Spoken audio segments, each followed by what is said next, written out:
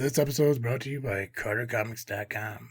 It's your one-stop shop for all your comic needs, whether it be graded or raw. Carter Comics has got it all. All you gotta do is go to CarterComics.com, fill your card up with all their amazing comics. Use the discount code FREAKNET, FREAKNET. Save you 10% at checkout. Not only on their website, but also at their eBay account. And the link to eBay can be found on their homepage at CarterComics.com. Again, CarterComics.com is your one-stop shop for all comic needs. It's time! It's time! It's JFW time!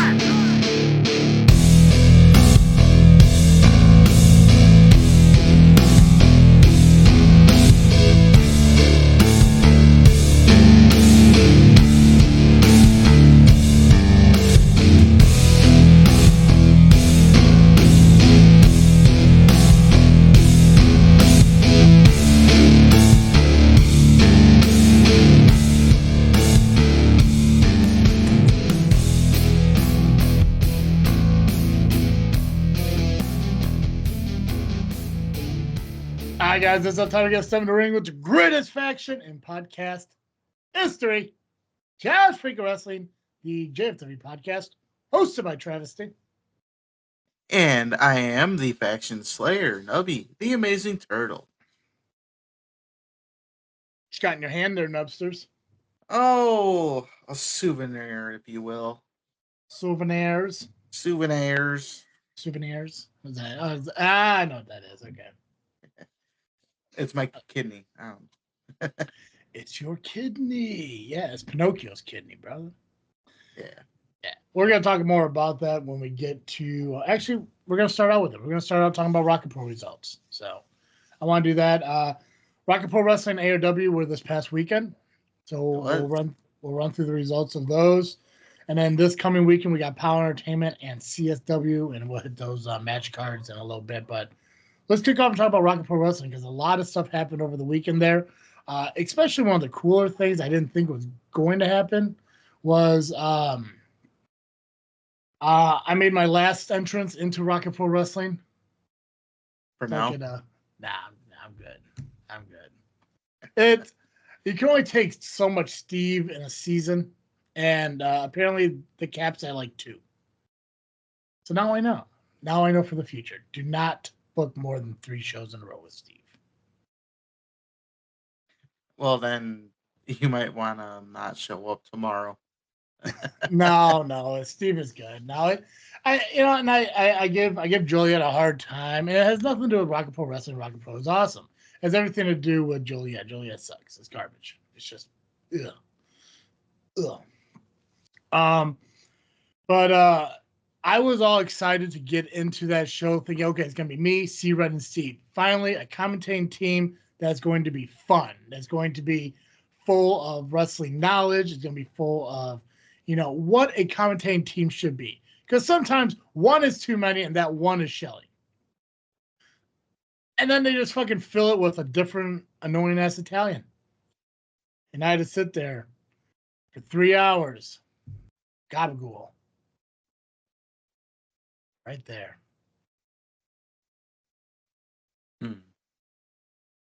Couldn't have been that bad. Could have been better. Well, which one's worse? Shelly or Gabagool? Yeah. I mean, they're both annoying ass fucking women. So, I mean, they both have fake ass Italian accents with fake ass Italian attitudes and just fake their way through knowing what wrestling even is. So now there isn't one better than the other. It just wasn't better if that seat was left. You know what? Better yet, I'm going to use a quote that the C-Red would have said. It's like, I'd rather have Blackburn there. Ew.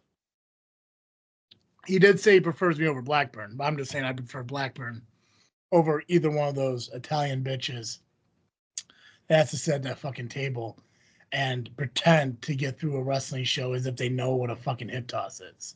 So,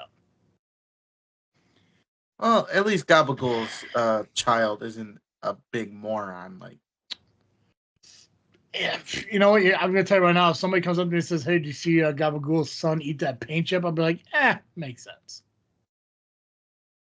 Shelly's kid, on the other hand, dipshit. But we gotta talk about in the main event here in my respect. And we're gonna talk about that because I keep my promises. I know where you're going with that. Yeah, buddy. Okay. Well, let's talk about Rock Pro Wrestling.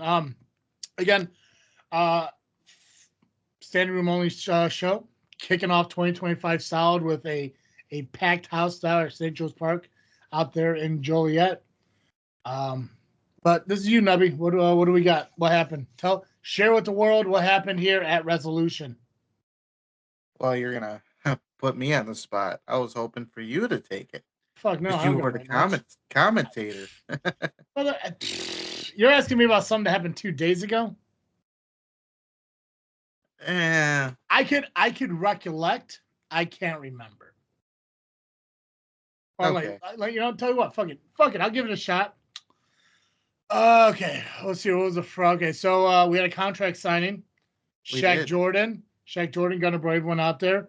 Gunner disrespectful and interrupted Shaq's entrance. Whatever. Well, It's rude. It's just rude. Damian Saint said nobody touches anybody. Gunner Brave went ahead and started fucking putting his hands on Shaq. They did sign the contract. It is official for next month. Loser leaves town, so it's gonna happen. One of those guys are going to be out of Rocket Pro. Everybody fucking wants it. Everyone is excited for it, and they're all gonna look stupid when Gunner's fucking gone forever. So that's on you guys. Let's see here. Gunner goes through a table. Then he fucking Jacob Fatu's it. he did. Gets up like nothing fucking happened because that dude's a hardcore motherfucker. He's gone through a lot worse in a lengthier time. So dude pops up, attacks Shaq. Shaq gets out of there. Then we had our first match. That was hold on a second. I'm gonna remember these. I don't want any help. The Shelley's gonna love this, which the only one I really care about is Bill. The other ones suck. Oh god, what was the first match here? Hold on, I know this. That was Von Yeager going 1-on-1 with DeSafio for the Intercontinental Championship. Intercounty. What did I say? Intercontinental? Intercounty. Yeah, it sounded like Intercontinental. Right. So DeSafio was defending his Intercounty Championship versus Von Yeager. And actually, that wasn't the first match. That wasn't the first match? No. Hold on. But we can go with it. Okay. We can go with it. Okay, but that was at least the second match. Not even. Yeah, you're not lying. even the second. You're lying to me. Okay, hold on. Oh, boom. Okay, first match. No, that was fourth. Hold on. Are you sure Von Yeager and DeSafio weren't first? I'm pretty sure. I have actually the lineup in front of me now. You have the sheet? Okay, you got the sheet. I don't have the sheet. I have last week's notes, which pretty much follows, the sheet. So, but it actually started out with. Hold on. No, I'm gonna do this. No, fuck okay. this. I'm gonna do this. I'm gonna do this now. Hold on. I just need to get to. I'll fucking do this. No, if fucking Pacman wants to sit there and fucking fist fight a cat or some shit, that's on him. I'll do his fucking job, whatever. Okay. All right. Contract signing happened. We already discussed that. That shit's going down next month. Okay. First matchup, we're gonna see Damian Gray take on Scott. Now I know you're thinking, did Damian Gray face Joey Roth? No. Back in what, November? No, not even that. October, sometime. I think it was November. Joey Roth came out and said, Joey Roth is dead. It's fucking Scott. As far as I know, it never fucking changed. Okay? So Damian Gray took on fucking Scott. I believe Scott won. No, disqualification. Never mind. But Scott did win. It was a DQ. Yeah, John Bowman got fucking John Bowman got involved. Started beating the shit out of fucking Scott along with Damian Gray. Still no Roxy. Roxy still nowhere to be found. Who knows? Johnny Nay came out to the rescue. You know, he's talking about like, how dare you get in our business? I didn't think it was his business anymore. Apparently, it is his business. Who fucking knows? It's Johnny Knight. He can say what the fuck he wants. You know, he's the rock star, I guess. I don't fucking know. Never seen him play a guitar. Don't know. Made official in the future. Maybe it's next month. Tag team match. Old fucking idols. New fucking idols. Idols versus idols. I don't know. The ones that Nani likes versus the other ones, who fucking knows? I don't know. Apparently the idolizers still exist, even though there's just as many as them as there are fucking idol members. Who fucking knows? So that's the thing. Next match, you saw the Suburban German. See, match 2. I was right. Suburban German took on fucking Justafio. I said match 2, and you're like, no, it wasn't. What? Right here, not bro. according to this, it wasn't. I don't know what your notes tell me, bro, but I'm going back. I'm going based off what I was given. This is right here, man. Boom, match 2. What do you have as match 2? I have Disco Ray versus Corey McHenry, but I am remembering that wasn't match 2. So Yeah, so match 2, that was Von Jaeger versus Stafio. Von Jaeger couldn't get the job fucking done. The Stafio retained his title. So, well, are we gonna go with that, or are we gonna tell the truth here? Let's tell it like it is. I mean, that's what fucking happened, bro. I mean, Von Jaeger lost. He had one more shot for the title, and he fucking failed. Now, if you remember differently, you were in the audience. You were there, but I mean, I did see the referee get knocked down. I saw a security guard get involved in the match. Looked like he had some moves to him, so I'll give him that. Well, okay. Well, if we're going to throw everything out there on the table, who laid out the referee? That I don't remember. I just remember. That was Von Jaeger. Von Jaeger laid him out. Von Jaeger, I think, drove his head into the fucking ground. I'm just saying, if we're gonna accuse people of something. Oh yeah, that's right. I mean, Von Jaeger got something in his fucking eye. I'm not quite sure what it was. Maybe an eyelash, you know, maybe the lights or whatever. Then he dropped the referee out of pure hatred, and he thought, hey, maybe if I pin the referee, I can become champion. Clearly not. Security said, hey, listen, if you're gonna attack the referees, I'm gonna come take you out, and that's exactly what the security guard did. He defended the referee, defended the referee's honor by taking out Von Jaeger. So, I mean, I did a little bit more than just defend the referee. Oh, he messed him up. From what Steve was saying on commentary, there's he's one of the Ombre guys from Wrestle League, I believe, or something. Yeah, couldn't quite remember. Steve was yelling a lot of shit, a lot of PG-13 shit. So a lot of I think he threw out a bastard a couple times. You know, clearly says son of a bitch. Steve loves calling people sons of bitches. You know, it's whatever. I guess when you work alongside one for so long, it's just a natural word to say. But loves calling people Maximus, you son of a bitch. It's like, dude, his mother's right there, bro. Have some respect. You bastard. Again, his mother's sitting right there. I mean, how about you call Maximus something that doesn't insult your tag team partner? You know, I'm just saying, you know, just throw that shit out there. But hey, no, that's Steve's life, you know, quote unquote. I'm retiring. He can do what he wants, you know. Didn't drop no F-bombs. He didn't drop an F-bomb. I can respect him for it. Threw everything else out there. I was like, whew, rough. Well, that match did happen, but let's circle back a little bit. Sure. There was a segment. Remember what that segment was? I really don't remember which segment you're talking about. Nuke invited the Freebirds. Oh, fuck that guy. Oh, fuck, who gives a shit? I mean, he said he was going to do it. Yeah, but you know, yeah, good for him. Good for him for giving his friends an opportunity. Like, oh, I mean, who would have thought that there'd be a guy who owns a company that would just hand their friends fucking shit? Like, I mean, who big fucking surprise? Well, I wouldn't say it was handed. He handed it to him. He handed it to him. It's like, hey, listen, if you guys win a match, I will give you full contracts. Well, why? There you go. Why? They earned their spot. Why was it Nuke? Why? I mean, clearly the Shelleys never did that for a reason. So Nuke's like, oh, I own the company now. I'm going to make choices. Let me start giving money to my fucking friends. Come on, that's some heel bullshit. And fucking Nuke wants to come over fist bump me. Not after he pulls some bullshit like that. Absolutely not. Plus, him over here talking about fucking, 2 for 4 is, or 2 for 3 is 500. No. Absolutely fucking not. Fuck that guy. That's some selfish bullshit, man. I've seen a lot of selfish bullshit. And keep in mind, I used to fucking, my bosses were Terry Allen, Sentinel, Flat Top, Keast. Yeah, I come from a long line of fucking idiots. I've seen, what Steve did at Crash Tested, CSW, heard horror stories of GPW. No, Nuke is no different than any other guy who runs or operates a fucking wrestling business. Oh, I'm owner now? Let me start handing shit out to fucking people. He made them earn their spot. No. But, I mean, since we're still on the subject, let's just go right into it. The match happened, right? But Matt Creed was the only one to answer the call.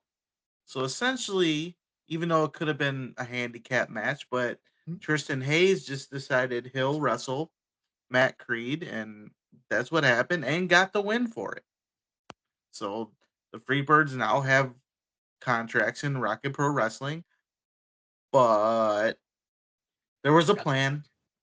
Yeah, they got their ass handed to them.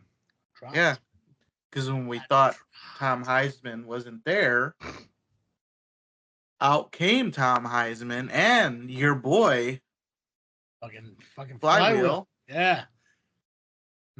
Came out and they just started doing some NWO shit. Spray paint, beating the shit out of them. Oh, they graffitied Buddy, man. Usually, you'll just get spray paint across the fucking back. Now they fucking graffitied that motherfucker. They even got it on the ring. Yeah, well, you know what? That fucking, I'm going to assume that spray paint stain is the same fucking stain Shelly left when she got dropped back in November, so. It's fine. It's okay. Yeah. But yes, the Freebirds are officially contracted to Rocket Pro Wrestling. So I'm sure down the line we will eventually see the Freebirds versus Youth Gone Wild. Oh, and not to mention when Youth Gone Wild left the Freebirds laying there and exited the ring, they were wearing the vest and showing off the Hall of Fame rings. So disrespectful. And I did admit that on commentary. That's a little bit too fucking far. That's their personal property. So I do disagree with that, but I still believe Nuke was just doing what he can for his friends. So plus he didn't have to fucking make a big entrance and shit like that. It's goofy. Corey McHenry and Disco Ray did have a match, as you mentioned earlier. It was a number 1 contendership match for the Intercounty Championship. Both men. I can't remember how the finish happened. So. Yes. Okay, go ahead. I know what happened. I remember now, but go ahead. Yes. Well, Corey McHenry had like a front Disco Ray, some kind of move, yeah. But his shoulders were down, so the referee was counting to 3 at the same time Disco Ray was tapping out. Yeah. So, in the weirdest way, it happened. A count of 3 and a tap out happened at the same time. Now, I don't know about that call. I really don't.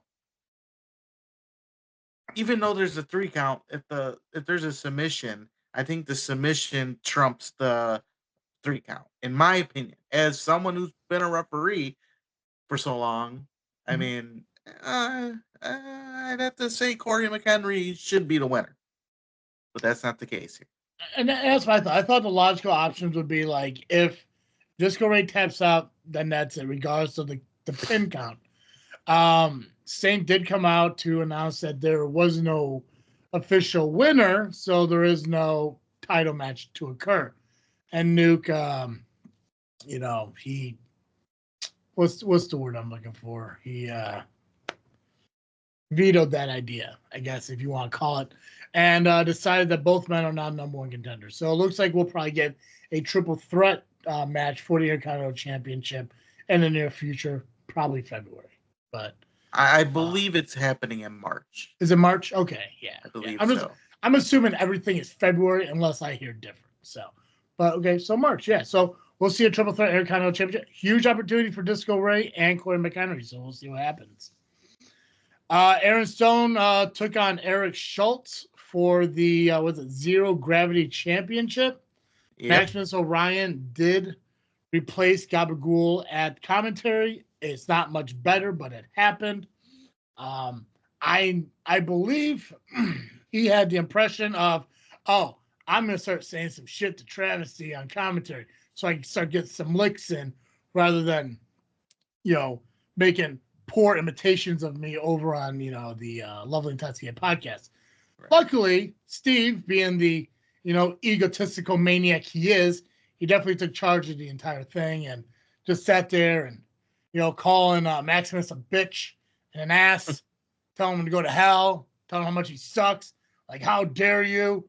You should be spanked, or whatever Steve's into, and it just kept going on. Saving grace, which is unfortunate because despite what Maximus says, I am not a fan of every Undeniable member but him. I'm a fan of certain members of Undeniable who I feel are great talents in the ring. One of those guys being Eric Schultz. Now, granted, yes, Nubby, I know you had history with all of them, but I do respect wrestling ability regardless of who they are personally. Eric Schultz is one of my favorite guys overall, just like his wrestling ability. He was one of the first guys I actually liked watching when I went to my first ARWPro show, which I believe was November of 21 or 22 or whatever. 22, I think it was 22. Maximus tried to help Eric, try to help him gain the opportunity in the championship. In the matchup, you kind of saw a flash of the old Aaron Stone. You saw, IPW Aaron Stone, if you will. You didn't see the kid-friendly Aaron Stone. I mean, as soon as that bell rang, he fucked Eric up. Like, Eric did. Eric was sitting there screaming, y'all get off me, and it's just Aaron on him, just sitting there saying, y'all quit, and it was just Aaron, bro. And it as much as I like Eric, I mean, seeing that Aaron Stone is like, oh my God, eventually this guy's going to fucking crack Steve in the fucking mouth, because Steve has been lippy for quite some time over Aaron Stone. It's like, fuck yes, this is going to happen. Steve, first off, Maximus again tried to help Eric. Maximus fucked up. During the distraction, Stone, hit Eric in the stones, took him out, won the Zero Gravity Championship. So Maximus cost his group member his own title. Afterwards, Stone's heading up to up the ramp and everything, and Steve's now praising Aaron Stone for who he is. And I think it might be a little too late, because Stone did not seem like he forgives Steve for the shit that he's been saying, and honestly, I wouldn't either. Steve reaps what he sows. He makes his bed and now he has to lie in it. Kind of like how Shelly does for Maximus. Shelly made his bed and now he has to lie in it, kind of thing. I think I said that in commentary during their matchup, which is fucking funny.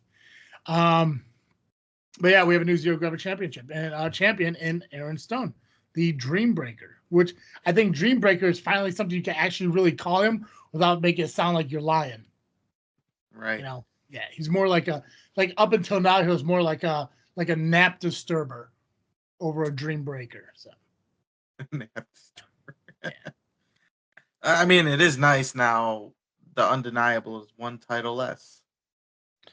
Yeah, dude, it's an interesting concept. I mean, now granted, they still. Again, so Intercontinental, they're still a Intercontinental champion. They lost Zero Gravity. It's not the only title was on the line. Outer Limits title was on the line. Ryan Matthews took on Sam Eli. Sam Eli debuted. A lot of positive words said about Sam Eli on commentary. I think it was my first legit match of his I've seen in person. I've talked to him a couple times, backstage, solid fucking dude, very respectable guy. You know, obviously, you know, hungry in this business, eager to make a name for himself, and he shows that in the ring.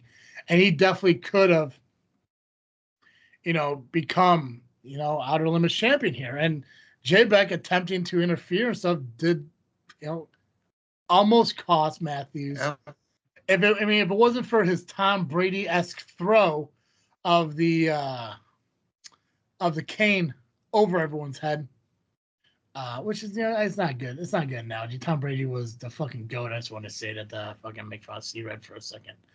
But for his very shitty throw of the cane that went way too fucking far, he almost threw that thing to the fucking back of the fucking entrance. Even with that screw up, Matthews was able to keep control and retain the title over Sam Eli. I don't think it's the last time we're going to see Sam Eli. I hope not. I hope not either. I think he's a solid dude. But at least they Undeniable was able to at least keep one more title. So, and But Damien came out. Oh, go ahead. yeah, I was just gonna go there. Yeah, go ahead. You can go there. I'm sure that'll make you happy. You know, despite the win, you know, Damien Sate did come out and belittle, you know, Jay Beck, reminding him that he almost cost him the championship. Yeah, it was. You could kind of like, obviously they're like yelling over on the other side of the ring, but there was pretty much like you got one more shot. You get one more chance. If you screw up, you're done. And I think the best part, it wasn't even like, even the yelling wasn't the best part. The best part was in the following match, or it wasn't the following match, but match, I think it was the semi-main. No, it was the following match. Never mind. Yeah, in the following match, the semi-main for the RPW Championship, Undeniable came out with Steve Michaels. And when Jay Beck showed up with his box of Girl Scout cookies, he was sent to the back. So it was like a child who wanted to, like a treat before dinner, say no, put it back in the pantry, and then stay in the fucking pantry. So, but we did see Steve Michaels defend his RPW Championship against Machine. From what Steve was saying on commentary, and I can't remember if it's true or not. It very well might be. I don't recall. But there was shenanigans towards the end of the match that allowed Steve Michaels to retain his title. Steve says that this is the first time he needed help retain the title. Now, if I'm remembering right, during the Rion matchup, there was involvement. In the in the Shogun match, there was a utilization of a foreign object. Yep. So this isn't like the first time an involvement happened where Steve Michaels retained his title. It's just an addition on top of other occurrences that I was witness to. It was a solid match. Do I think Machine would have won without the help? I don't know. Because for as veteran as Machine is, for the knowledge that he entails, it looked like he had difficult times getting over the power of Steve Michaels. Now, I know you have an exclusive with Machine that will be released on our podcast on our YouTube channel this week. So we'll see if Machine has any response to his matchup responses from his match. So no spoilers for Nubby. Always like surprises. So yeah, but still solid match. I mean, at least they're giving him competition. I'm excited to see who he's wrestling next month. I'm not sure that's been announced or mentioned at all. Typically, you know, once in a while you do get hey, next month is this, but obviously next month I think main event is probably gonna be Shaq and Gunner. So we'll see. We'll see who Nuke or, you know, whoever, you know, has in store for Steve Michaels. Okay, you can do the main event. All right. So before we get into the main event, one of the notes I have, post show, it was knowledge to me that Steve loves the LIM, but doesn't know their names. Yeah. You talking about Joey Gabagool? Fucking Joey Gabagool, brother. And Lauren. Oh God, yeah. Dude, I think it took into match 3 for him to not get somebody's name wrong. I just think too, like, and I get like it's him just being an ass, but obviously calling, John Bowman, Kevin Cade, which I mean it's fine. I guess it's him, jerking around, but yeah, between Joey Gabagool, Lauren, who fucking knows, dude? I know he blamed on the fact that he has a lot, that he's retiring, that he's burnt out and everything. That's good, but come on, professionalism, brother. Know the guy. I mean, shit. Gabagool's name is right there in the fucking notes, man. It says it right. I'm looking at it right now. Tony Gabagool, not Joey. Jesus. My guess is he watches a lot of Friends growing up and was a huge fan of Tribbiani. So. Yeah, who wasn't? Hey, man, I watched Man with a Plan. Solid show. I mean, I was more Rachel, but. Oh, God, I think everyone's more Rachel. Yeah, I'm still more Rachel. Yeah, I'm more that couch that Rachel sat on.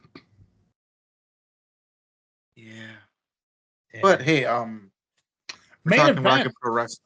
Yeah, main event. Main event, right? Yeah, main event. Just a couple of Shellys fucking around in the ring. Whole fucking family feud right there. Yeah, best part was Nuke gave himself his own fucking entrance, clutch, whatever. Steve and C-Red stood on either side of the fucking ring like they were what was those fucking things called druids or whatever the hell they that the Undertaker used at fucking WrestleMania. Druids. Yeah, which is apropos for the fucking Undertaker-esque mentality of Maximus Orion. But yeah, go ahead. Anyway, so matchup, yeah. We gotta start from the beginning. It started out with Maximus being a crybaby bitch because the referee that he didn't want that referee. Because he doesn't know how to count. Apparently, I don't know. I thought he counted pretty well last time. He did fine. So, he told him get to the back and get him a referee, and Nuke obliged. He got him a referee. Now, I will admit this. I don't know if you saw, but I was standing front row. I put my hand up. Tribute. I volunteered to be a referee for one more time, which is funny because didn't I referee a last year's resolution? I think you did. Yeah, I think that's when you broke your New Year's resolution. I did, didn't I? That would have been funny. You did say though that you weren't going to referee in 2024, and we're not in 2024 anymore. So it's not a breaking of a promise in any way. True. So. But that doesn't mean shit. But nonetheless, I don't know, Nuke just didn't see me, or he had already had a plan. Because someone we know very well came out and was the special guest referee. Did you feel it? I clapped for a little bit. I didn't stand up like all the other idiots, but I did clap for a little bit. But yeah. I mean, it is a catchy song. You gotta clap. Oh yeah. Huge Tina Turner fan.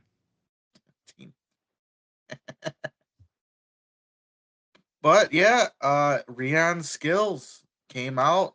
He was a special guest referee. He was having a little struggle with the headset though.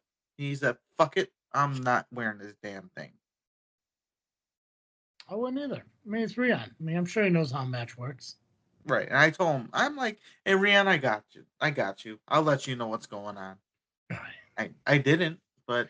Yeah, I was like, listen, man, just fucking Shelly pins Maximus count. Maximus pins Shelly count. Let's happen. Now, was it fair? No. No, and that was obvious throughout the fucking match. Not fair.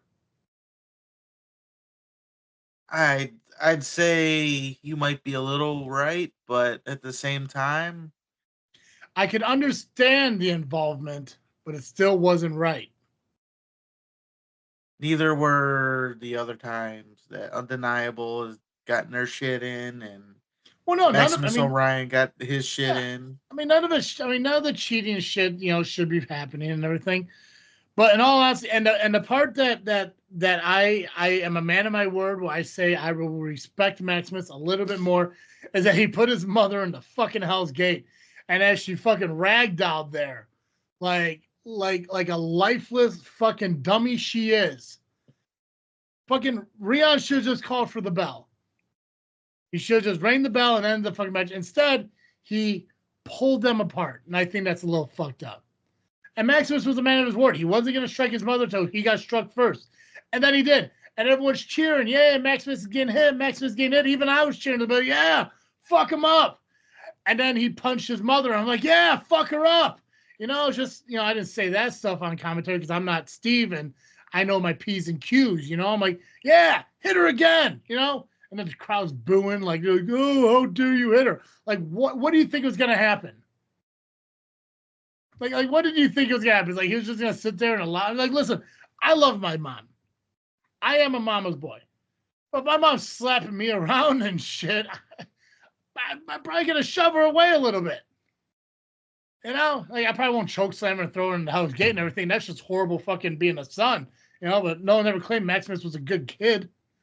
No. Come on now. Shit, they had to fucking take the door off his bedroom, for God's sakes, because he wasn't putting his dishes in the dishwasher and shit. And that made an appearance in the match. That's why they took it off. Yeah. I mean, if he was that good of a son, I think maybe he should have just not did the match. Maybe he should have, put his mother first. If he was that good of a son, he would have just laid there, take the pin, and said, fuck it. Family's more important than being an owner of a company. I'm sorry. It's just, he's a shitty person, and he's proved it. Well, with my time that I spent with Shelly, if it came down to Shelly or nothing, she'd still come in second to me. She's just a fucking loon. She's an absolute fucking loon. That's you. You're not the son. Yeah, but see, the people are like, oh, it's that fiery Italian personality. It's like, no, it's like, just because you're Italian doesn't entitle you to be a piece of shit. It's just, I'm sorry. I hate when people are like, oh, it's just because they're a fiery Latina. Like, no, they're just an asshole. Like, I'm sorry. It's like, oh, I'm just bipolar. No, you're a fucko. Like, quit fucking blaming shit as if that's a justification for you just to be a piece of shit. Like, oh, your son's being mean to you? Kick him out of the house. It's like, what do you fucking do? It's like, oh, I have issues with my son. My son is bad-mouthing my fucking husband. What do? Oh, I throw his food in a dog bowl. I don't know. Kick him out of the house. Tell him to get his own place. Stop making his bed. Quit doing his laundry. Hell, stop making the food. Do anything other than like, well, I'm going to get retribution. I'm going to paddle him in the ass with a spoon. Oh, like this? Yeah, crack that shit across his bony ass. Yeah, it did. Yeah. I had to clean it a little bit to get the stank off of it. Yeah, what did Steve kept calling him? Maximus Onion? I don't. Oh, Onion. So it was actually an accident. That was an accident. That was so he posted something and he mentioned Maximus Orion. It was actually Wade Hunt of CSW who read it as Onion, and then it just became a thing. So shout out to Wade Hunt for that one. Gotcha. Okay, that makes more sense. You just kept saying, I was like, the fucking Maximus like onions. Like, what the fuck am I missing here? Like, I mean, I get like the back of his pants is fucking moron on it and shit. I'm like, where the hell are they getting onion from? Okay, that makes more sense. But yeah, I mean, Rion went through a fucking door. Shelly got choked out.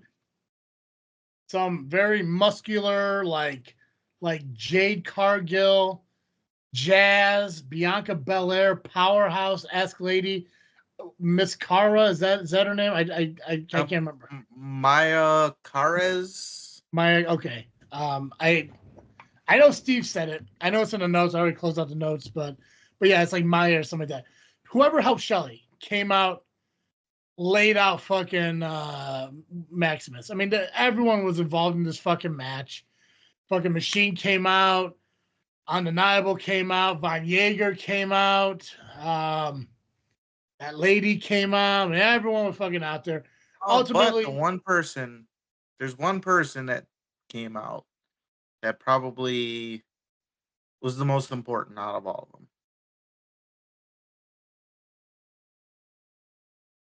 Bill. oh yeah, I forgot. Yeah, well, yeah, fucking guy. Look, and here's the thing, too. And Bill, good on you for fucking standing up to your son and shit. I'm gonna give you a little bit of advice, brother. And again, you don't have to take it because I'm not a fully trained, experienced veteran in this business, but Nubby is. And Nubby can back me up on this if he agrees with what I'm about to tell you.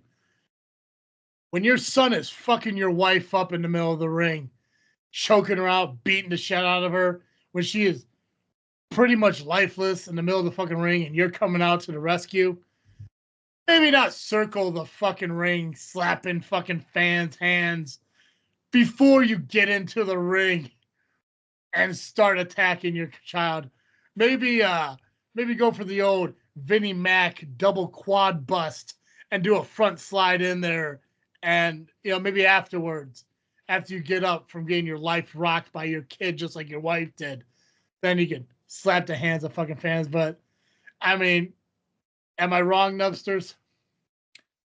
No, but I think it's just Bill being Bill.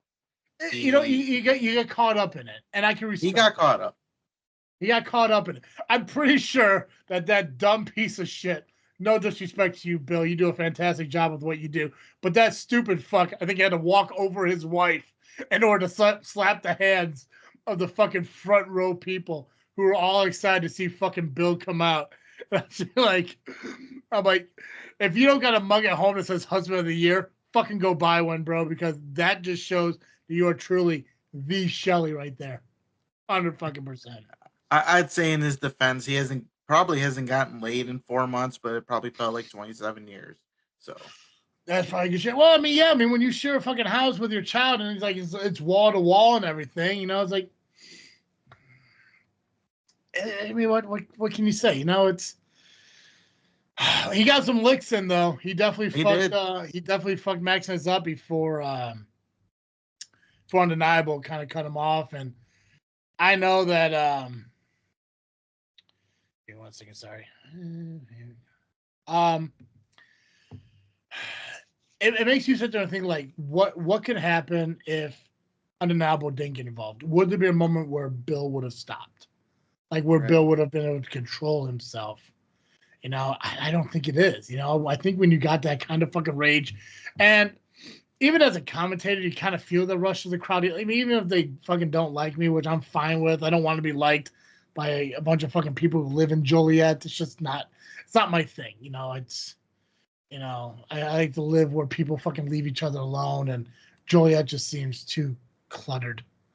I'm fine with people not liking me, and I'm okay with that. But you still kind of get like, man, this is kind of fucking exciting, And then I consider, I told everybody, I'm like, man, it's gonna be my last fucking entrance in Rocket Pro Wrestling. Fuck it, I'm gonna go around the ring and I'm gonna slap some fucking people's hands, and I realized I don't want to touch any of these fucking people, so I decided not to. I went back to sat down. It's like they're not worth my time. You worked me. I was ready for you. Yeah, dude. I didn't know if you were front row or not. I would have fucking just went up to you and fucking fist bumped you, gave you a hug or some shit. But then I like, fucking these fucking kids probably wiping their fucking snot on their hands, and also their fucking adult dads who don't work and shit. And it's just like it's okay. Like I don't need somebody goes like, yeah, brother. It's like, you don't fucking know me. Like just sit the fuck down, and people booing me just because I have an attitude, not because they don't really know who I am. Kind of like a Tom or Kyle. Like, oh, well, I gotta hate them because they're on the same show as fucking, Turtle, and, just because of, hatred by proxy or whatever the fuck, it would be. It's just like, no, absolutely fucking not. Hate me because I don't like your town. Don't hate me just because other people are fucking booing me, you marks. Shelly won though. Long story short, Shelly chokeslammed fucking Maximus, and now Maximus lost his control of Rocket Pro. Now, as far as I know, I don't think it's been determined who is controlling that portion of it now? Because I don't think it automatically goes to Nuke. It's just kind of there now. Yeah, there was no official announcement on where it goes. I mean, it would make sense for Nuke just to take it all. Mhm. That way, because I said this a few months ago that there was more Chief, not enough Indian. Yes. That old phrase. And now we're finally getting to where we're getting one person in charge. Granted, we got two right now because, Damien Shithead is still the GM, but at least now if Nuke has majority ownership, if he is 100% owner, Yeah. he can do whatever he wants, and Damien Saint's not going to like that. Mhm. And when I mean Nuke can do whatever the fuck he wants, Yeah, call like take a me, math Nuke. class. Yeah, call him Nuke. Maybe lift a suspension or some shit. But I mean, yeah, it's hard to determine, like, was it a good night or a bad night for the Undeniable? They retained 3 of their titles, but they lost 1 and partial control of the company. So it's really like, like, where do you, like, at the end of the night, where does Damien State see his crew? Do they see him ahead or behind? And we'll probably find out on February where the backlash of all this is going to lead. That's right. And I believe ARWPro is February 8th? 8th. February 8th. Yeah. Awesome. So overall, ARWPro is a great show. You're welcome. And ARW also happened on Saturday. It did. And I happen to have the notes that I'm going to talk about. I'm going to tell you. I'm going to tell you what happened. And I'm going to share that information with you. And the information I'm about to share with you is this. Don't worry, we miss you, Pacman. Well, you're throwing Weez around there, bro. He's up. Okay, me, because, he ran the ARWPro portion of this. That's true. I mean, I think I did a good job at it. Not bad. Yeah, right. I said what needed to be said. I gave my opinion. Crushed it. Fucking crushed it. You did. Yeah. Here's the thing. If we weren't in constant communication with fucking Pax, I'd probably miss him. But dude still doesn't shut the fuck up. Which is weird, because did he bring his charger into the bathroom that he's still stuck in? Right? It's like underneath the board. Like he just said, "Can you slide me a plug?" So... or maybe he MacGyvered some soap and a beer trimmer into a charger because he has no use for either. True. Yeah. And now, does he have his clothes there? Did he change? Probably not. Homeboy showed up in like sweatpants and like fucking kind of like Giggles wearing the Chet outfit. Yeah, but it's not that noticeable on him like it is on Chet, because Chet's gigantic. For him, for Giggles, it's casual. For Chet, it's homeless. Yeah. Chet does have a hot girlfriend though. What do you think? What do you think happens if I go to an ARW show, sits across the ring, and just have a sign that says Chet's girlfriend's hot? Like, what do you think happens? That would create some kind of thing. It'll spark something. It'll get people's attention. That's for sure. Right. I mean, I know I'm not the only person who's thinking. I'm just maybe the only person who's fucking saying it out loud. But I mean, it don't make fucking sense, Good for him, though. I'm just saying, good for him. But just fucking explain it to me, because it's not his personality. He's an asshole. He's just an asshole. He's not a good fucking person. So what the fuck is it? I think I made the joke on fucking Saturday. Unless he's out there giving her fucking swine flu from the world's biggest hog, I don't know what the fuck's going on. And for those of you who get that, fucking enjoy your chuckle, because that's fucking funny. Oh, you know what did suck about this ARWPro compared to last ARWPro is that I didn't get to see my best friend, longest reigning 3-time SCW heavyweight champion Max Holiday. Did not like it. Well, you didn't see him last show either. I feel like as one man was leaving through a door, there was a person who peeked back and looked at me like, "Hey, I see you." And that's all I wanted. I wanted that guy. I want that furry boot motherfucker. Well, maybe one day. I hope so. I hope that he comes and seeks retribution for his 3 faces of Foley, appendage, and fuck something up.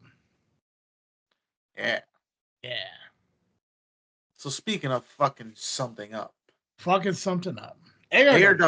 ARW had their Indiana Rampage show, which featured the 30 participant over the top rope Royal Rumble-esque Indiana Rampage. Did it open the show or close the show? It closed the show. Closed show. Okay, gotcha. Was last year one? That was, I guess, it always closes the show, right? Most of the time, yeah. Okay, yeah. I was thinking I thought there was one time like it opened the show for some reason, but that might have just been like a weird battle royal or something. Well, ARWPro, they had their Rocket Rumble first. Oh, okay. Maybe that's might be what I'm thinking of then. Okay. I mean, sometimes they do it. Like WWE, they'll put one of their Rumbles first.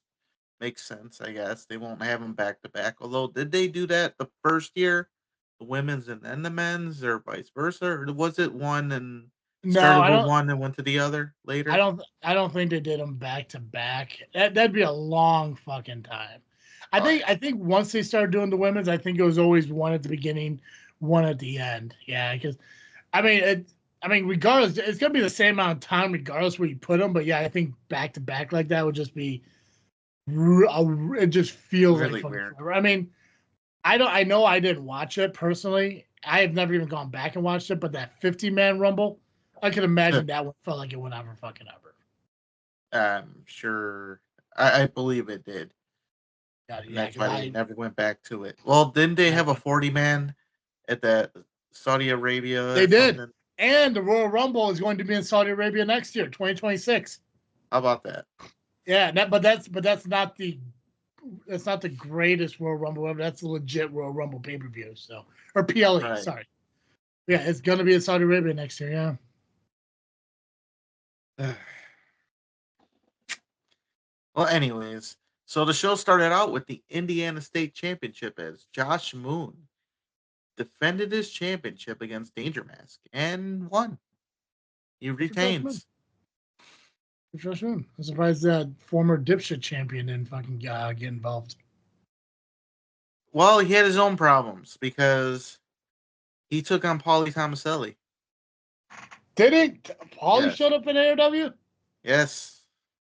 Jeez, good for him. And I saw a clip of it. Paulie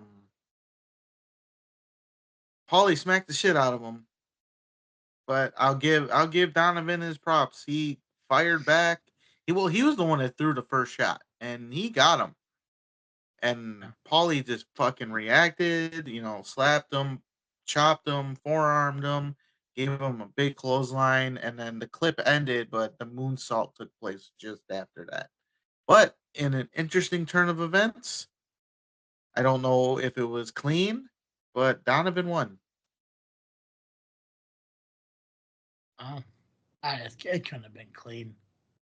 I don't think it was. But I'll give him his due. He did take that slap and didn't die.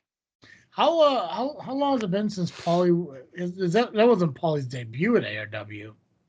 No, I believe he's been there a few times. Okay, I know he was at DWA shows. I just don't remember him at ARW. But if he has, it's been a while. Yeah.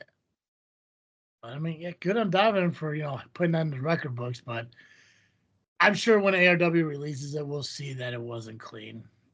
Yeah. Let me see. Did they release that yet? Why not check? Because we do it live, pal. Fuck, yeah. We all need to know. Yeah. Nope, not yet. Not yet. So, but stay tuned for ARW on They do get YouTube. them up And pretty quick. They do get them up pretty quick. speaking of quick, Quinn Whittick, who's pretty quick, defeated Ivan Manson in the dog collar match and is an official member of the AFA that we still don't know what it means. I saw the post that you commented on.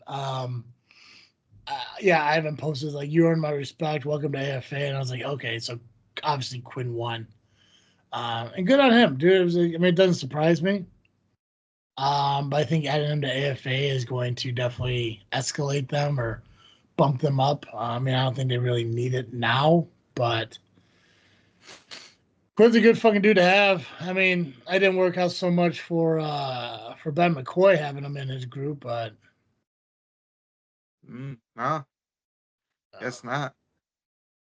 And that was like one or two shows. I don't think Quinn really did anything after that. I think he went more focused on himself, which is, you know what? That's great. Don't put yourself in a line of fire. yeah, don't be part of that shit. Yeah. No, 'cause you'll get dropped probably. And I'm sure. Well, maybe then again, maybe Aaron would have kept him. Maybe he wouldn't have went after him. I think it just kind of depends on Quinn's attitude towards Aaron. Right. Like, if he wanted to be an individualist, probably would have Aaron probably have nothing to do with him. But if you want to, like, hey, listen to what I have to say and we'll go places, then yeah, definitely, I think so. True. Yeah. Then we had I guess we can call it the state of the workhorse address. I don't know. So Wade Evans is out first, and he calls out Mikey Peterson. What seemed like they were about to make up, kumbaya. Wade then attacks Mikey. Which doesn't surprise me.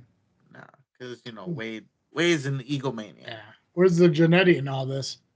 Well, I'm gonna get there, because while Wade was beating up Mikey, Jannetty, for the people that don't know the Jannetty reference, Dave West, Big Flex, DP3, whatever you want to call him, he did come out, and he did, pull Wade off of Mikey. So we essentially thought he was trying to, bring him together, but Mr. West did attack Mikey as well. Yeah, it was always just a matter of time before they turned on the best one. It happens. Yeah. Yeah, it happens. I mean, look what Judgment Day did to Edge. Yeah. Triple H did to Orton. Nexus did to Wade Barrett. Yeah, it's just a matter of time. Yeah. I mean, look at everyone that you just mentioned. Look at everyone, what they did after they got turned on. Edge went to go do things. He went to the other company and not doing much. But Randy Orton went on to become a big star. Yeah. Wade Barrett would have been a big star if he didn't get injured. I think he would have been a world champion by now. But yeah, he was several IC titles. That Bad News Barrett gimmick was a good run. Oh yeah, 100%. It's weird. No, fuck it. I'll make the joke for Pacman's sake. Like, well, I guess it kind of depends on who was offering up them muffins on, if he's gonna be started cheering for Mikey or not. So true. I just feel dumb making that joke. But I'm sure you made his day. Oh, probably. Sure, he's sitting there like, giggling to himself while he's fucking like rubbing the inside of his own pocket. Dude, Mikey's always been my favorite, so for him to go out on his own, I'm okay with that. He doesn't need to work horses, so. No, he never did. They were holding him down at this point. No, but hey, if he's looking for a new group, I hear the Cowabunga crew has some openings. Well, maybe. Come on, you ever think about that? Putting Mikey Peterson in the Cowabunga crew? Holding tag team gold with Mikey Peterson, teaming with Mikey to take on fucking Evans and Jannetty. Don't give Rihanna any ideas. Yeah, hey, liaison, take that to fucking IPW. Let's get this guy with fucking Mikey. You could be the Mikeys. I knew you were gonna go there. The Peter Turtles. Peter. The Turtleson. Something, bro. The Turtles. I don't know. Something. Yeah. Fucking M squared. Who even knows, man? Fuck yes. Giving you ideas, brother. Or fucking, turn that fucking heel and be the new third workhorse.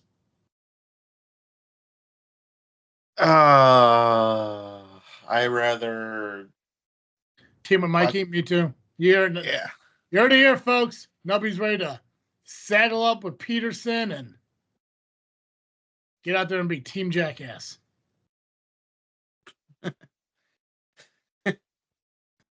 Well, it wouldn't be the first time. It's gonna be interesting. It's gonna be interesting to see what happens to those guys now. It's gonna, I mean, we saw what was it? West and Peterson were former tag champions. Now we're gonna see what West and Evans can do together. Yeah. But speaking of which, after the shenanigans were over, it turns out Wade and Dave are numbers 1 and 2 in the Rumble. So the Rumble is happening. Oh wow! Like following this, right there, Jeez, then and okay. there, they are 1 and 2. However, Braun the Lumberjack came out and beat the holy snot out of both of them and actually eliminated both of them. And then Braun walked away as he was not an official entrant. So they might have a case here since he was not an official entrant. They officially eliminated. I mean, I guess kind of goes back to the whole like, is Curtis Axel still in the Royal Rumble? That's true. But hey, there's no disqualifications in the Rumbles anyway, so I guess it's okay. Yeah, it's fine. So wait, do you think it'll be Braun and Mikey? Can Mikey be a new lumberjack? I mean, I think he definitely has the ability to wear a decent flannel. Or join the asylum? He definitely looks like somebody who's probably been committed at one point. Yeah, but not in insane asylum. But that's another story. Mm-hmm. But yeah, we are in the Rumble now. I'm just gonna go down the list of the entrants. It was Nate Evan Gage, Christian Torian, Gustavo, a returning Nick Cutler.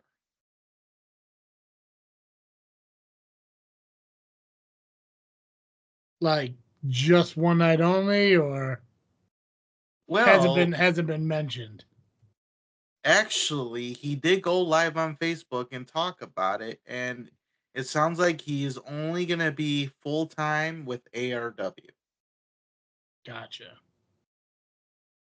Okay, cool. So his retirement lasted, well, honestly, longer than 2 Brent's. years. Longer than Ivan's.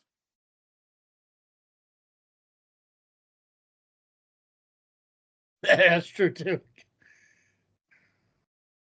Brandon Balling was next. Josh Inez, Isaac Slate, Isaac who? Nick Diamond, Joey Dalton, James Creed, you fucking asshole. Judas Chavez, Jay Thunder, Georgie Mash. I want to say this is Chris Toe Mystico. I will go with that. Donovan Marcellus, Jedediah Mash, Jake O'Neill, Mike Strong, 747, Andrew Cole, Marco Cardova, Ivan Manson, Jerome Summers, Crux, Jay Cross, Justin Cole, Drew Bronson, and Jay City.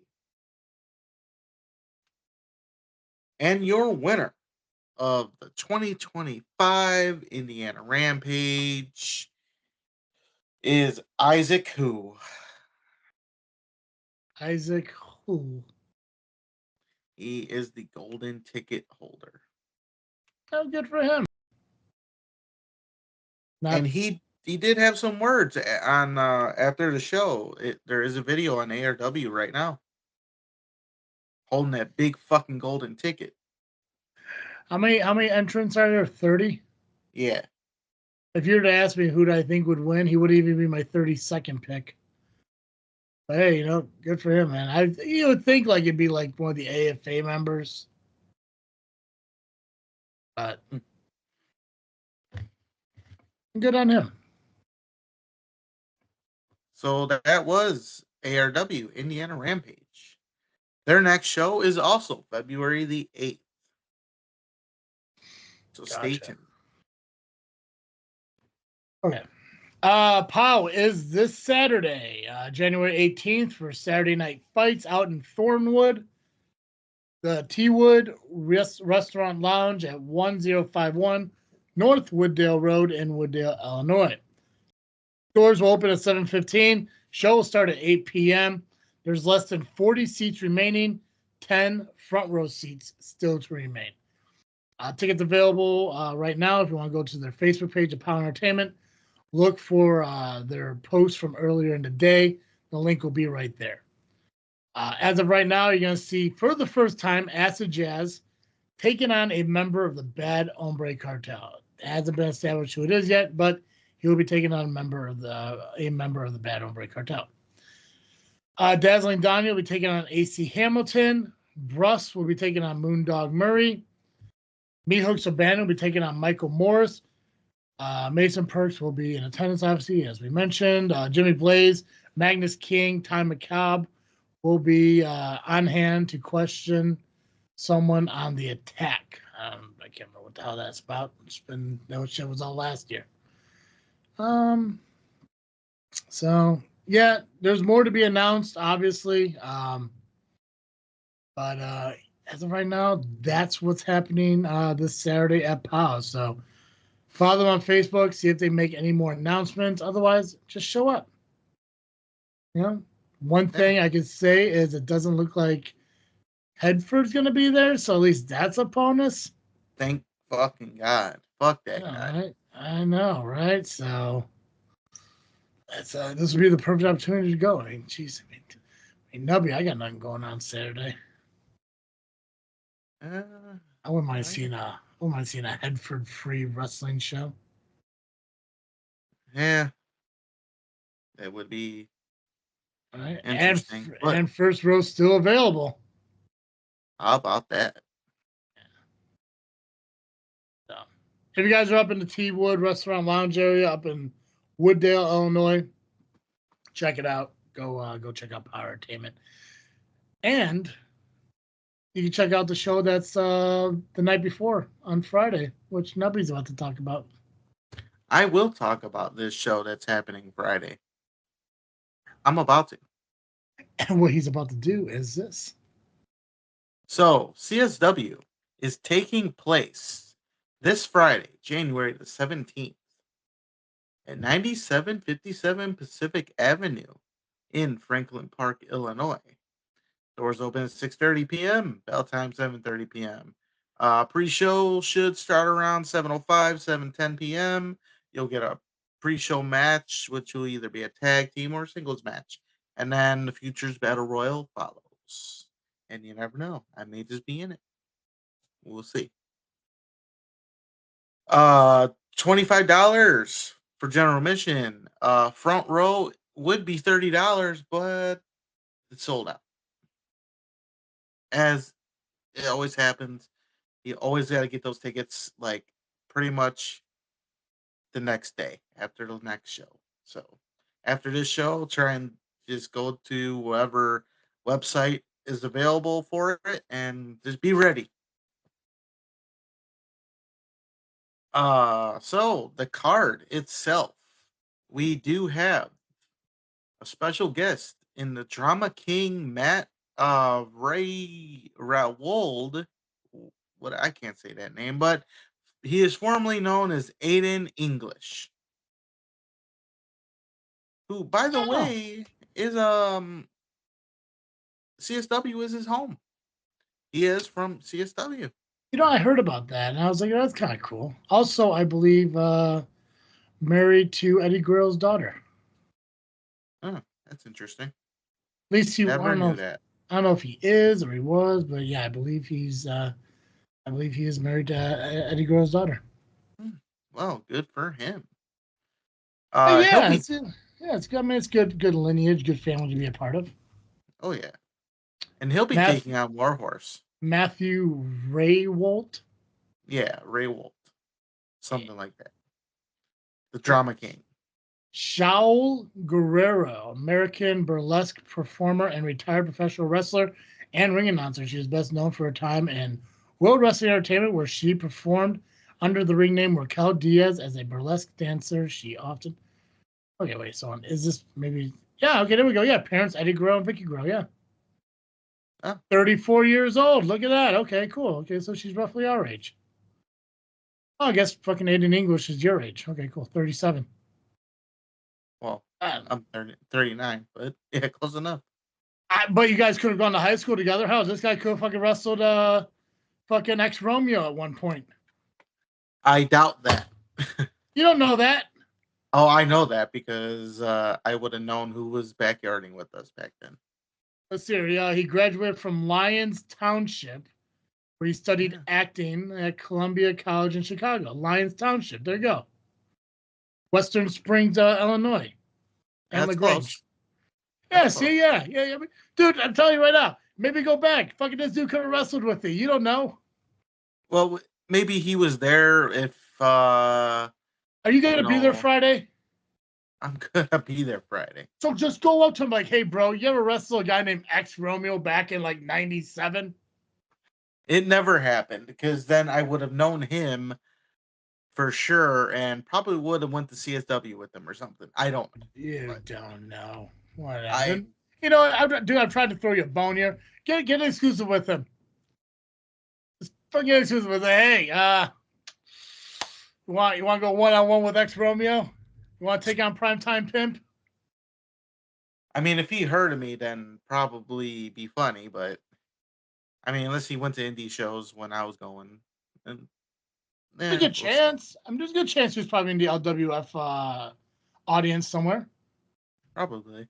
Yeah, I mean, it's possible. I'm definitely probably Windy City. I mean, LWF. I never went to Windy City shows. So. Well, I mean, if he was in the Chicago area, I'm guessing you'd probably seen it. But it also kind of depends on when his interest of wrestling started. We don't know. Yeah, true. But yeah, he'll be taking on Warhorse. And then for the heavyweight title, we got Conan Lycan, the champion, taking on Gringo Loco. That match will be fun.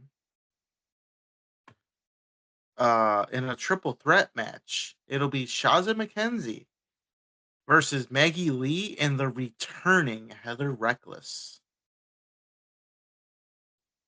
Heather's coming back, eh? TNA's Heather Reckless. In a tag team grudge match, we have the Hate Keepers, Shane Boucher and Shane Hollister, the Shane Gang. I made that up, so don't quote me on that. No. Taking on Jay Marsden and Solomon Tupu, former Hate Keepers. That's going to be a solid matchup. Oh, yeah. Find out who the true Hate Keepers are. Yeah. Here's a good one for you. A 3 Stages of Hell women's title match. It will be Missa Kate, the champion, taking on Amina Belmont. Would you like to know the stages, Travis? Yeah, if you announced them, that'd be interesting. Hold on, let me guess. Okay, are all 3 of them specialties? Like the first one's a singles match? Right. First one's singles? Okay. I'm going to go second one's table. No. Really? Okay. Let's go with submission. Yes. And then third one, I'm going to go last man standing. No, but it is close. It's the last man standing's second cousin, I'd say. Okay, what is it? First blood. Oh, hey, fuck yeah, man. Well, then again, it could be the first cousin because it's first blood. First one to bleed. Could be kissing cousins for all you know. Could be a workhorse fucking match. I was just going to say, leave the workhorses out of this. Ah, same boat because they're so fucking weird, even though I like one of them. Well, Mikey's no longer a workhorse. Right, yeah. Fuck yeah. Or he could be the workhorse, and maybe Evans and West, go off and do something else like show ponies or something stupid. Oh, it's kind of like when Creed is the only sharpshooter. Modern day sharpshooter. I don't know what the fuck that even means. He's shooting blanks from what I'm hearing. Right. His fiance's hot though. Even when she's out there being a fucking bad, I mean, God, it's like she's just fucking naughty. Yeah. Yeah. And she wears the pants in that relationship. Fucking, I wish she wasn't wearing pants. Oh, we're recording. Never mind. Go ahead. Yeah. What else canceled. is going on at CSW? Canceled. Jesus Christ. But yeah, those are the three stages for that match. If the third one is needed, it will be a first blood. Okay. How long since we've seen the women's title change hands? It's been a minute, right? It's been a minute. Yeah. So, I mean, this would be a perfect time for somebody else to, pick up and go. I mean, we're talking about the first show of CSW, so yeah, first show of the year. Premiere. 2025. Yeah. I forgot it is called season premiere. How about that? For the Metro Division title, it'll be Rafael Quintero, the champion, taking on FXB. For the tag team titles, it'll be the new champions, Adam Stallion and Cypher, taking on Eddie Grayson and Jack Fowler. That will be a fun match. And then announced today officially, there's going to be a 6-man tag as Marche Rocket teams up with Axel Rico and Doom Montgomery, taking on the Crabman Hans Carden, Jax Johnson, and Ryan Matthews. Careless hat. The careless. the careless hat. I forgot to mention that one too. Yeah. I hope to God that's the name of the Power Hour tomorrow. As it should be. It really should be, yeah. 100%. Let me just make sure no other matches were announced. Yeah, that is the card as of right now. Stay tuned to Chicago Style Wrestling on Facebook or Instagram for any more information as they pop up. It takes place. Season premiere is this Friday, January the 17th, 9757 Pacific Avenue in Franklin Park, Illinois. Doors open at 6:30 p.m. Bell time 7:30 p.m. Pre-show around 7:10. General admission tickets are just $25. No front row as it's sold out. And if you can't make it, check us out on IWTV Live when it is released. But also stay tuned to YouTube because free matches have been put up here and there and some other stuff. Nice. Anything else wrestling related you want to talk about before I continue? Not off the top of my head. What would you like to talk about, Travis? So make sure all of you are going to be watching Raw on Netflix tonight if you haven't been able to watch it already, because they are going to crown a new first ever Intercontinental Women's Champion. So that's gonna be awesome. I'm gonna go with Valkyrie, but who knows? Next week we're gonna cover the results, obviously, of CSW and Power Entertainment, but it is going to be a big show. As of right now, we do have Freelance, Ultimate Combat Gauntlet, Frontline Pro Wrestling, Destination 6, IWA Productions, and SCW. So we're gonna have a lot to cover next week. Holy shit! Yeah, we got We got 6 match cards and 2 results to cover. So next week may be a little bit lengthy, but we'll go through what we can. If you guys haven't noticed or took a look at our show notes and everything, you're gonna see how even though we did one prediction this year, there's like a bunch of points on the board. It's because this year our pay-per-view predictions not only going to include New Japan Pro Wrestling, Ring of Honor, and TNA, but the point system is going to be a little bit different. So there's 4 of us who are predicting 1, 2, 3, 4. So first place is going to get 4 points, second place 3 points, third place 2 points, and fourth place 1 point. That way, it makes it a little bit more challenging because, like I told Dizzle J on this past weekend, I need more of a challenge. I'm tired of being undefeated. I'm not Goldberg. I don't want to be Goldberg. Somebody needs to Scott Hall me a year, okay? So the point system is supposed to make it a little bit more challenging. So, and it was challenging for the first week. Dude, a little bit of controversy. Well, and that's the thing is because I knew what I wanted to do, and you and I had the same idea, but I didn't want to make that decision without at least getting somebody else's opinion. And the moment you took my side, I was like, okay, it's either going to be agreed or it's going to be a tie, and I break the ties anyway. So I wanted to make it fair for everybody. I wanted, but you're the first person to answer. If Pacman came and said, "Oh, well, the person in fourth should, or the person who comes in last should get the 2 points or whatever," I'd be like, okay, let's do whatever else's opinion is. But because I feel like the people that tied, say this was a money game. I'll just use bowling for an example. Since I bowl, there's this thing called Survivor. You just pretty much have to last throughout the entire night. They pay out 3 people, 3 places, and obviously first, second, and third. And if 2 people tie, and say like me and you tie, and then we're tied for second, and then there's somebody in third, they're gonna give they're not gonna have they're not going to put the money from last place in with the second place. Yeah. So the way it kind of works is now so I won. So I got the 4 points for coming in first. You and Jay tied for second. So once that tie happens, there is no third place anymore. It's now just fourth place.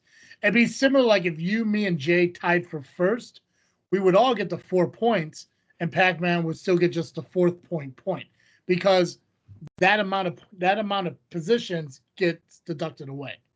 So it's just how it works, And if somebody gets first, somebody gets second, somebody ties for third, then there's 2 third place points and everything. So I think it's the fairest way to do it, and I think that's the right way to do it because that's the traditional way of doing it. But so I'm excited to do it. It's gonna give Dizzle J more recording time, and it's going to really spike our episode numbers pretty quickly. So we're going to get a lot more content out for you guys, where obviously you can listen to it all on audio, wherever you listen to audio podcasts, or if you want to, go ahead and watch over on the JFW Podcast, Just Freaking Wrestling YouTube channel.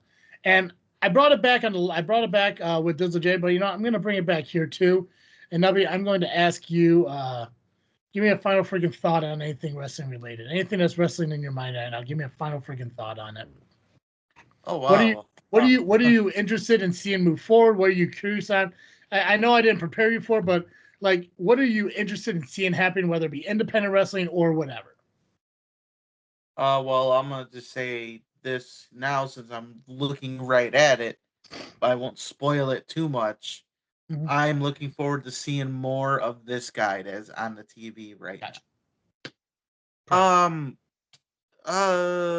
Travis, how about you?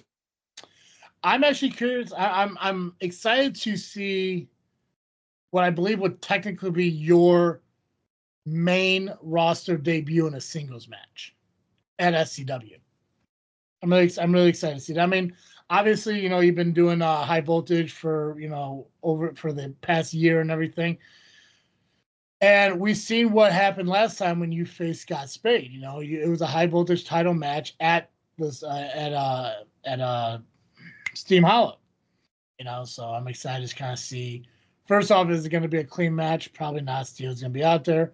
I'm excited to see who comes to help you because it's somebody fucking better.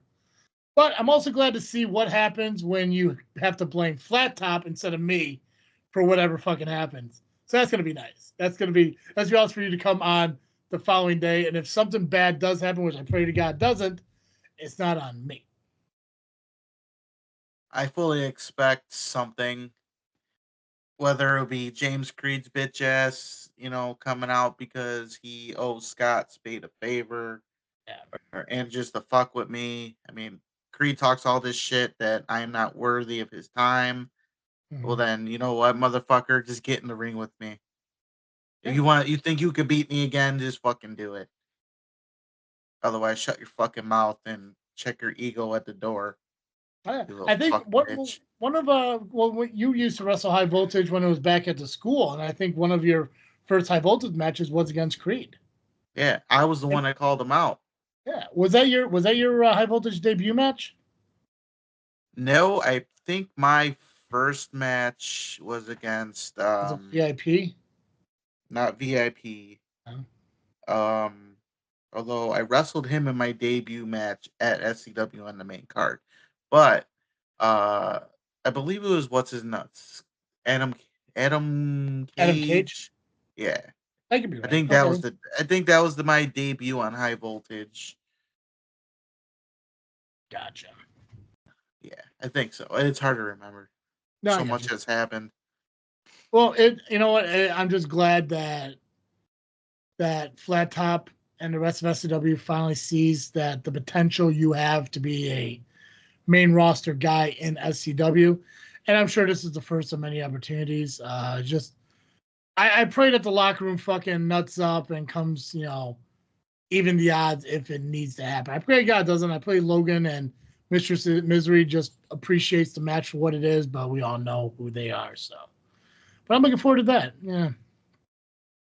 So, and I obviously look forward to doing more of these shows and seeing how everything progresses throughout the year. So, but yeah, make sure you guys continue to watch us, follow us, check us out on social media, Facebook, Instagram, and Twitter, just by searching Just Freak Wrestling or the JFW Podcast. Nubby, that's all I got. Be sure to check us out on Power Hour this week. Oh yeah, that's right. Yeah, we're gonna sit there with the fourth motherfucker. Was fucking Steve calling us Crisis on Infinite fucking podcast or some shit? Steve says a lot of things. Yeah, I don't know. I haven't. I started listening to the fourth Motherbox. I didn't get a chance to get through all of it. So the part I listened to, I didn't hear them say anything about us, but maybe it was towards the end. I don't fucking know. I didn't get nothing. Nothing. Okay. Nothing. I didn't get to the part where Kyle did admit that he was stupid, which that was good enough for me. So, so make sure you check over on the Power Hour tomorrow night. I guess Freak Night comes together. So. For the first time, and I doubt Kyle will be there because he's a bitch. But hey. Yeah, I don't expect any Kyle, and I don't think Pacman will be there either. So it's gonna I think it's gonna be us, Tom, and then probably Rachel, Steve, and Red. Maybe Rian. We don't know. But Pax could show up. We don't know. It's still a coin toss, so we have no idea where he's at. He might be in the bathroom still. Right. I mean, I'm sure he could find a way to get Zoom on his fucking phone if he really wanted to. I'm sure he has Zoom on his phone. Didn't he use it a bunch of times on his phone? Yeah. He was doing the pictures on Power Hour. I think it was on his phone. There we go. See, that makes sense. So. Okay, now that's all I got. I believe we can ring the bell on this episode. Perfect. As always, I am Travesty. And I am Nubby, the Amazing Turtle, Cowabunga. And thank you for listening to the episode of Just Freak Wrestling, the JFW Podcast.